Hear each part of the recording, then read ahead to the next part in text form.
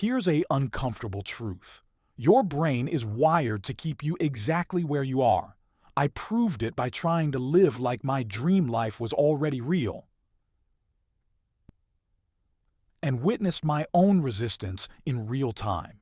The first 3 days felt like fraud. Then something clicked. Suddenly, clarity replaced confusion. Action replaced hesitation. The crazy part? Nothing had changed except my internal narrative.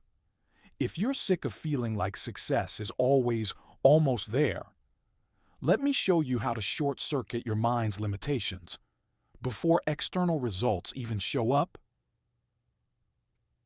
Day one started with a suit I never wore and a knot in my stomach. I stood in front of the mirror, adjusting my tie, but my reflection didn't match the image in my head. The clothes said CEO. My face said fraud. I forced myself through the routine anyway.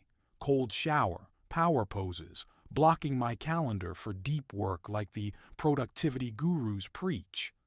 It felt like playing dress up with adult consequences. By noon, I caught myself whispering apologies before speaking in meetings. My brain kept arguing, "You haven't earned this yet." That afternoon, I stood in my bathroom practicing a pitch to an imaginary investor. Halfway through, I reached for my phone to cancel the fake meeting, then stopped. The absurdity hit me. I was quitting a scenario that didn't exist. Neurologists call this the identity consistency trap. Your brain resists actions that conflict with your current self-image, even if those actions could improve your life. The more I acted like my future self, the louder my present self protested. On day three, I nearly abandoned the experiment while staring at my scheduled strategic planning block. My fingers hovered over the delete button. The thought hit me. This discomfort wasn't about capability. It was about permission. I noticed a pattern. Every hesitation traced back to old mental shortcuts. People like me don't do this. Real professionals wouldn't need to pretend, but the data disagreed. Studies on habit formation show pairing behaviors with identity shifts accelerates change. When smokers tell themselves, "I'm not a smoker," instead of "I'm trying to quit," their success rates double. The clothes and routines weren't the point. They were tools to bypass my brain's resistance. By evening on day three, something subtle shifted. I caught myself naturally using future self language. When I run meetings instead of "if I ever lead." The imposter syndrome didn't vanish, but its grip loosened. I realized confidence isn't something you earn through achievements. It's something you borrow from the person you're becoming. The friction wasn't a sign I was failing. It was proof the old identity was fighting to survive. Then came the moment that changed everything.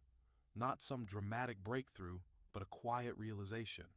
My biggest obstacle wasn't external validation. It was internal permission. The fraud phase wasn't about faking competence.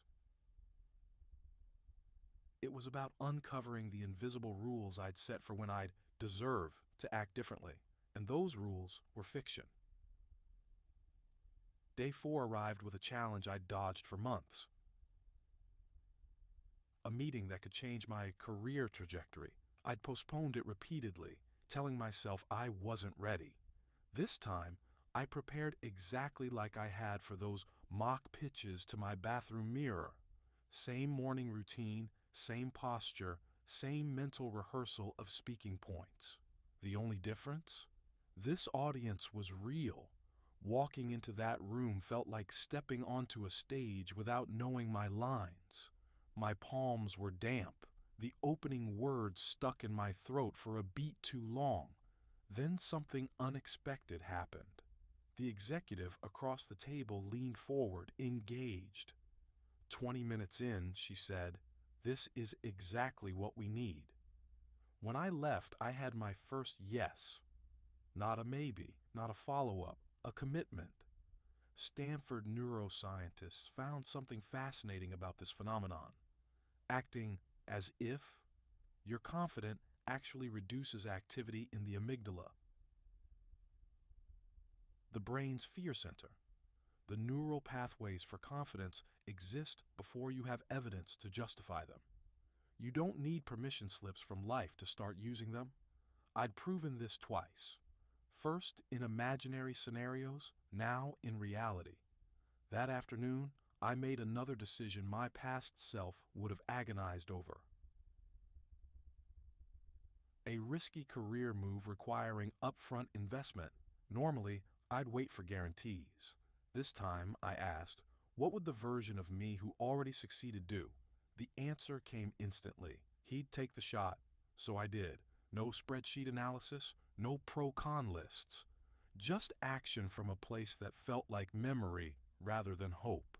By evening, I noticed subtle shifts in daily choices. The way I structured emails, how I spent spare moments between tasks. Small decisions started flowing through a new filter. Does this align with the person I'm becoming? Oddly, this didn't feel like pretending anymore. It felt like removing barriers I'd built against myself.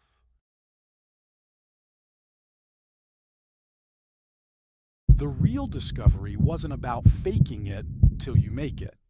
It was about the cost of waiting until you feel ready. Research shows the brain can't distinguish between vividly imagined practice and actual experience. Every time I delayed action until conditions were perfect, I wasn't being cautious. I was missing rehearsals. Confidence isn't a reward you get after crossing some invisible finish line. It's a muscle that strengthens through use. You don't wait to feel confident to act. You act to become confident. This led to an uncomfortable realization about all those postponed dreams. The delay wasn't protecting me from failure.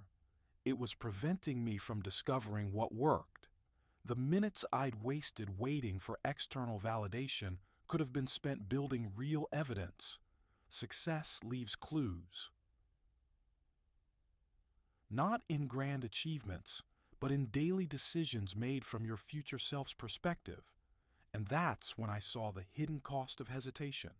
Every not yet accrues interest. By day 5, something unexpected happened. The productivity hacks I'd struggled with for years started working without resistance. I didn't fight distractions. I simply stopped seeing them as options. When I asked, what would my future successful self allow? The answer was clear. No endless scrolling. No reactive busy work. No meetings that could be emails. I deleted social media apps in 30 seconds. Something willpower alone had failed to accomplish for months. MIT researchers found environmental cues trigger 45% of our daily behaviors. It's not about motivation, it's about design.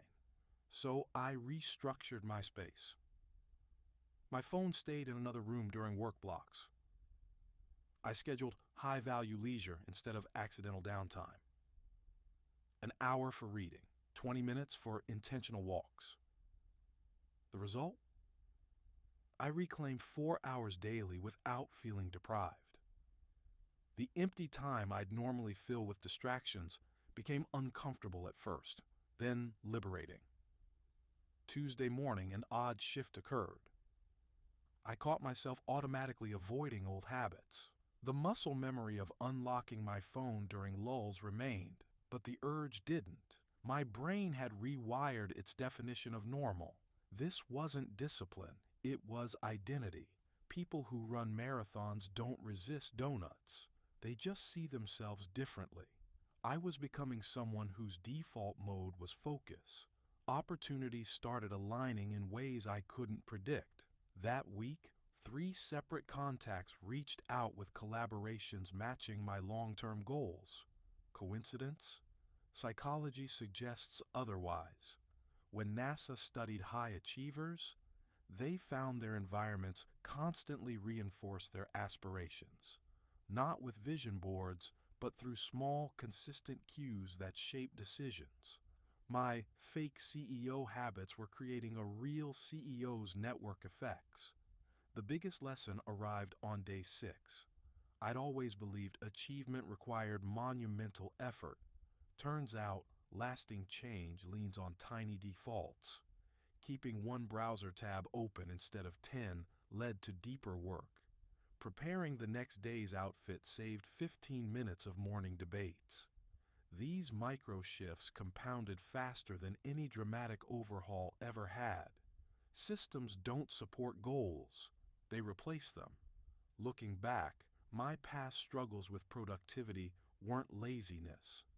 They were identity mismatches, trying to graft successful person habits onto a self-image that didn't believe it deserved them created friction. The mental load wasn't in maintaining new routines. It was in constantly negotiating with my old identity about whether I was allowed to have them. This exposes the uncomfortable gap between knowledge and transformation. Everyone knows distraction is bad, but few realize their environment votes on every decision before they do. That's why most productivity advice fails. It focuses on the individual without changing the ecosystem that shapes them. You don't rise to your goals. You fall to the level of your systems. And those systems either confirm or contradict who you believe yourself to be. The experiment revealed a hidden pattern. My previous attempts at discipline failed because they started from "I need to fix myself." This time worked because it flowed from "this is who I am." The behaviors followed, not perfectly, but inevitably. Resistance didn't disappear. It just became what happened on the way to the next action, not the reason to stop. Day 7 arrived with a notebook full of evidence. Projects I'd stalled on for months were completed. Connections I'd avoided making were now active collaborations. The metrics showed change, but the real shift was invisible. My brain had begun processing information differently. Emails that would have triggered procrastination now prompted immediate action. Tasks I used to dread became automatic. The external results were just symptoms of a deeper neural rewiring. Neuroscientists at University College London found it takes 7 days for new thought patterns to form physical pathways in the brain. Here's the truth your brain doesn't want you to know. It can't distinguish between practice and reality. Every decision you make today shapes who you become tomorrow. So try this now, not next week. For the next 24 hours, choose one thing your future self would do. Respond to that email immediately. Schedule the meeting you've avoided. Delete an hour of scrolling. Pay attention to what changes when you stop asking permission to begin. The shift won't feel dramatic. That's the point. Real transformation happens in ordinary moments. You don't need more motivation. You need to stop negotiating with your former self.